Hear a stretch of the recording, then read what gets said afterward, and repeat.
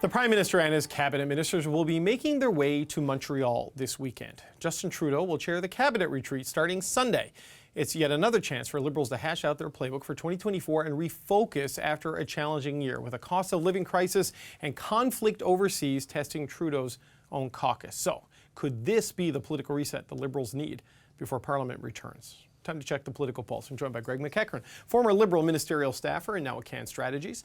Melanie Richer, the former Director of Communications for the New Democratic Party and now a Senior Consultant with Earnscliffe Strategies. And Fred Delory, former Conservative Campaign Manager and Partner at North Star Public Affairs. Happy Friday, gang. Good to see you.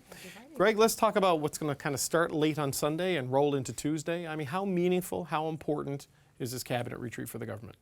It's important in terms of the interior of the room. Your media panel had a little bit of an issue with this. Nothing came out of Charlottetown.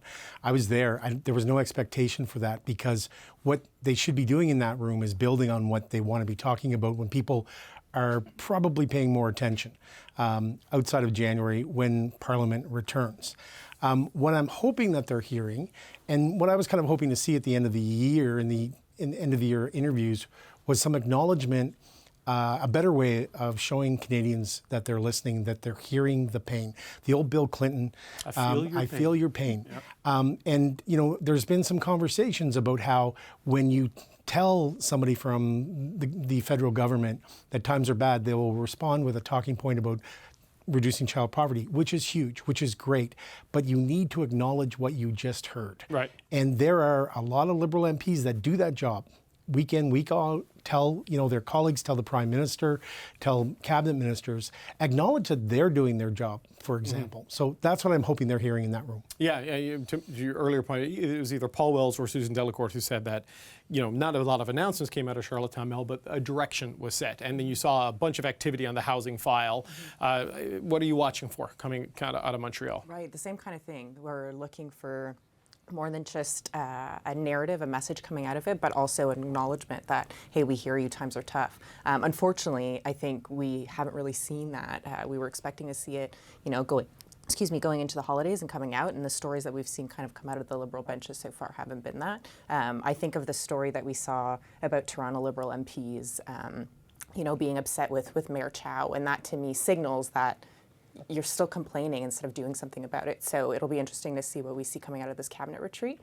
But I think if the Liberals want to change their fortunes, they need to start not just pivoting to, you know, well, here's the things that we're doing, recognize that what they're doing isn't being heard by people, hearing that frustration, and then setting a narrative and sticking to it. Yeah, Fred, better communications, though, doesn't change the reality on the ground for ordinary Canadians, right? Like, I'm sure people might feel better if they believe the government is hearing them and paying attention to them, but then they got to deliver, and that has been the challenge for the past little while. That's it. This cabinet meeting is what's going to come out of it. It's not the announceables that are at that specifically. Is do they have a purpose coming out of it? Do they have a plan? Why are they in government? Do any of us know why they're in government? Now, I'm sure Greg could say why, and maybe Melanie could. But a lot of Canadians are questioning what this government is trying to actually do right now. We don't know. There's a lot of stuff going on with inflation, housing crisis.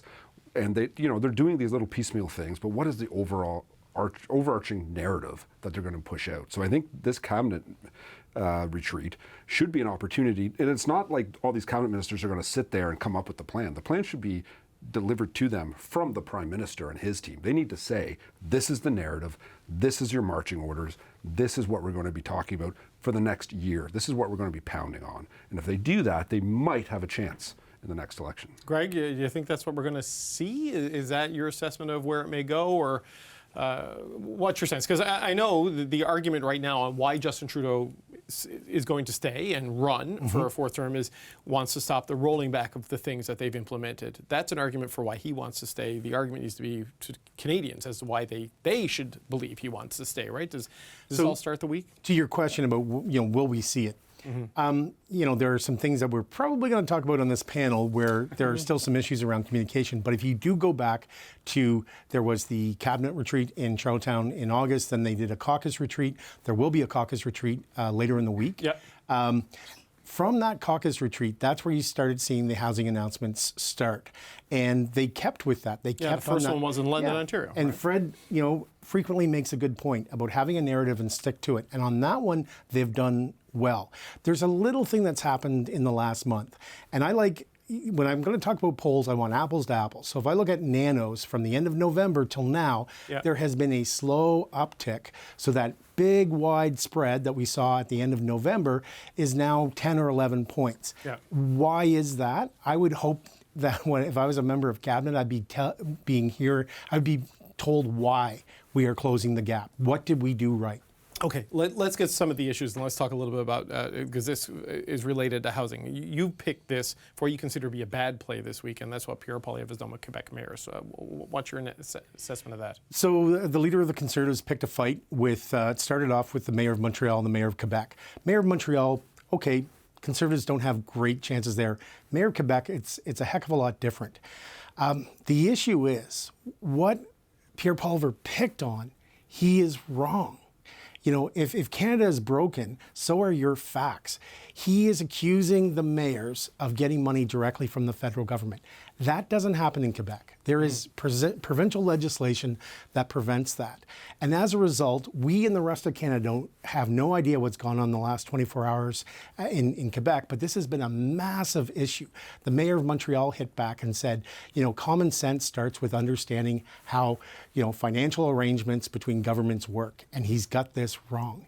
And Pablo Rodriguez, the Quebec lieutenant for the Liberals, is in La Presse today, and if a Quebec Conservative MP, one of the 9, has spoken since we came to air. I'm not aware of it, but Rodriguez has made that point that they are lurking in the shadows and they're not responding to the Conservative leader's attack. He's picking fights, and I don't see the political win on this one, especially in Quebec City. So Mel, he's gone after the mayor of Quebec City, seen as more progressive than people who would vote for the Conservatives. Likewise in Montreal, praise Trois-Rivières, you know, praise Saguenay, praise Victoriaville, the smaller, more rural areas that they do play in. Is that a strategy, or what is that? Totally. I totally thought he was picking a fight, and he was trying to divide, you know, smaller regions in Quebec versus the bigger regions in Quebec, and that to me seemed super divisive.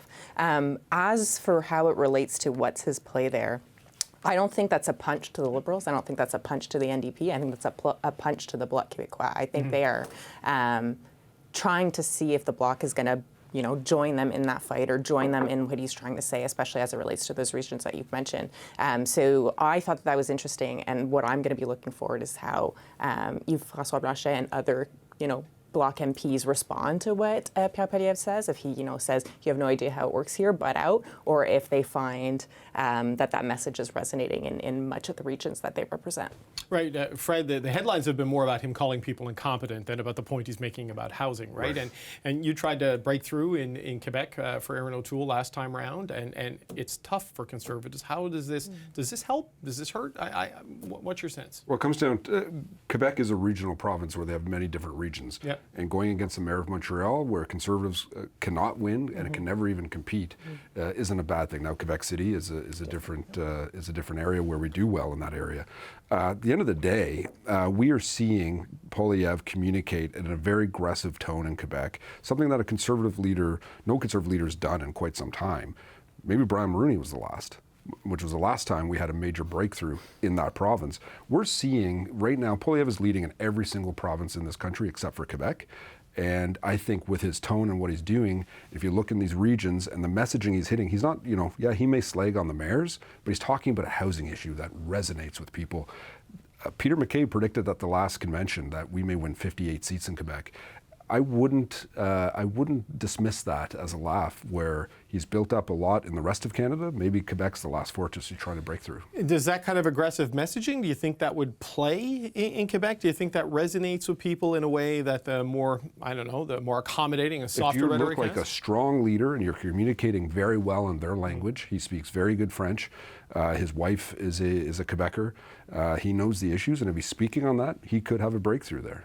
Okay, well, we'll see if the Peter MacKay decision desk is right, and there's 58 seats. We'll see. That's a lot of seats, exactly, we'll see. All right, Mel, your issue you wanted to highlight was the deadline that flew by yesterday for the repayment of the CBA loans. What's your take there? Yeah, so, the only party pushing loan forgiveness or extending the loan forgiveness for small businesses in Canada was the NDP this week. The Conservatives were silent on this, and the Liberals really stuck to, no, we're not doing anything to help you. And I think when you have the NDP, who's not, traditionally the folks who are standing with small businesses, I think that shows that they've been abandoned a little bit by the Conservatives. So I thought that was a good move to see them standing with, I think it's, there's 250,000 small businesses across Canada that could have to close their shops if the loan forgiveness isn't extended, and I thought that was a good issue for them to pick up on, to show that they're on the ground in their communities, they're talking to people, and they're seeing really the impact that COVID continues to have on the mom and pop shops that people rely on. Yeah, Greg, they didn't extend the deadline for the forgiveness of up to a third of the loan, depending. But you have 3 years, a 5% rate you can lock in at if you couldn't do something. So, but the Prime Minister made it very clear it's time to move on from the pandemic and the pandemic programs. I mean, is there a cost to doing this, though? We talked a couple of weeks ago about the Liberals being in the center, and the government was there to help people during the pandemic, but these were loans. And there has been a couple of extensions. And if you don't pay it off right now, you still have some, it's a pretty good interest rate. I feel bad for the businesses that are in this situation. But to play the Fred Delory drinking game of fall economic statement, if we go back to the fall economic statement, there was a lot of criticism about, you've got to reduce the post-pandemic spending, and coming from the Conservatives. There were also a lot of businesses that paid this off. So what do you tell them who worked really, really hard to do this? The people that pushed the deadline, I think that's a bit of the issue. Last summer, the village that I'm from in Nova Scotia, there was a business that knew this was coming, and they started reaching out to people to see if they wanted to support. My brother and I now own shares in that, and you're going to be shocked to hear they make beer. Oh, but that's very off-brand. Yes. Yeah. But last summer, this business was worried about their deadline and was addressing it. There was another business I saw in Sydney where they did a CBC sale to try to hit this. So again, like if you've borrowed this money, you knew these conditions were there. Fred, is there a political cost for the Liberals in saying, no, this is it, we got to move on? Or do you think this is, where do you think this goes? Well, it's funny. It's not like they're strong financial managers to begin with, but to give them credit here, this is tens of billions of dollars in loans of taxpayer money to businesses, and they were given very favorable rates. There, 1/3 will be paid off if you met the deadline, and it's already been extended twice, right? So I think at the end of the day, this is a common sense approach. It has to be cut off at this stage. I like how you got common sense in there. Okay, we're going to go to your pick of the week. I'm going to give a trigger warning to the Liberals watching at home. Fred wants to talk about the Prime Minister's vacation to Jamaica, so fair warning, right? Why is this your play of the week? It's not that I want to talk about it. It's that it dominated the week, though, in terms of news, because the Conservatives, it's my play of the week, because the Conservatives did a really good job of making it the news story of the week by bringing it to committee, to bring it to the Ethics Committee, and to get the Prime Minister to comment on it, where he looked so out of touch when he said that he, throughout the Christmas break, lots of people got to stay at their friends' places.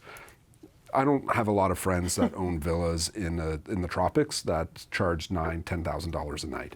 And the Prime Minister looked very out of touch on this. I think his communications has made the issue so much worse. And it goes back to how we started talking tonight about how their communications and their messaging is so bad. And it feels like they've just, I don't know if they've given up. They're not looking at these issues ahead of time and seeing what these problems are. But again, credit to the Conservatives for bringing this forward and pushing hard on it. I don't think this is, this is an ethics complaint. To me, it's a judgment complaint. This is poor judgment by the Prime Minister. Mel, what's your take on this one? Yeah, when we saw the news about his trip to the Bahamas years ago, I think everybody was like, oh, I don't know that was the right call. And then I remember when he took a trip, I think it was the week of the first Truth and Reconciliation Day. And I remember, I was on the Hill at the time when we were talking our team, and we were like, good God, did nobody on his team say maybe this isn't a good idea? And I remember my coworker at the time said, I think he just doesn't care, because we've seen this and we've seen it over and over again. And this recent vacation, to me, that I just heard her voice again saying, I think he just doesn't care. We were talking earlier about how the Liberals go right to, well, here's what we're doing, without spending some time with, I hear that you're having a hard time. I know that you're going through it. I hear you, I feel you, I'm sorry that this is happening. This, to me, it's just another slap in the face. It is just so disconnected from what real people are going through that you're able to go on this vacation. And again, it just feels like you just don't care, that that's something that people are just like, how is this possible? So I think that to your point, credit that, this was in the news all week, but I also think, it made sense that it was, because people just, at least the people in my universe who were very sympathetic to the Prime Minister were just like, are you kidding again? So I think that was a loss for sure. Greg, how do you see this one? Well, I'd really like to thank Melanie for doing the litany of all the vacations, but that shows that this is not a new issue. And as we all kind of are representatives of our parties, we get to kind of pick and choose what we want to talk about. I don't want to talk about this anymore. Right. But obviously, they know that this is coming because it's happened, as Melanie very kindly pointed out, that this has happened before. And, because it's happened before, why were the communication lines not better? Now, why was it a big issue this week? Because it's January, there's not a lot of other things going on. I think that is probably helpful to the Conservatives. I think they want to kind of keep people angry, that pull, tick, tick, tick, that back up. Perhaps this helps. And, the great philosopher Homer Simpson once said, 7-day waiting period, but I'm mad now. Right. So you want to keep people mad. But I don't think there's a lot of new ground. If you were already ticked off at Justin Trudeau for taking vacations, this wasn't the straw that broke the camel's back for you. No, I would agree with that. It's like, if he takes one more vacation, I'm never voting Liberal again. I know, but Fred, to your point, this filled a lot of news time because the government wasn't filling that news time, right? We're in the lead up to a cabinet retreat. They're going to have a caucus retreat, and maybe they're slow playing things. But it seems like if you don't want this to dominate, you might want to start building a narrative story before you go into your big visit to Montreal. Yeah, you strategically leak some stuff, what you're going to talk about, or push different things out.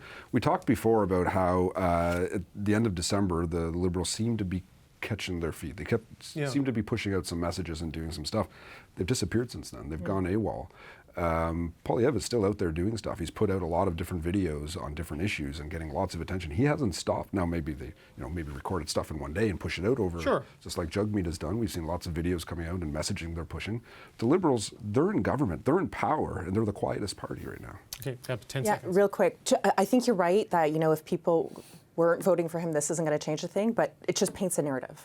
It's another thing, another reason that he's just disconnected from what they're going through, and I think that sticks with people. Okay, Greg, I'm going to do you a favor. We're going to end it because we're running out of time on the show. We're going to leave it there. You don't have to talk about it anymore. I want to thank you all, gang. Melanie Richer, Fred Delory, and Greg McEachran.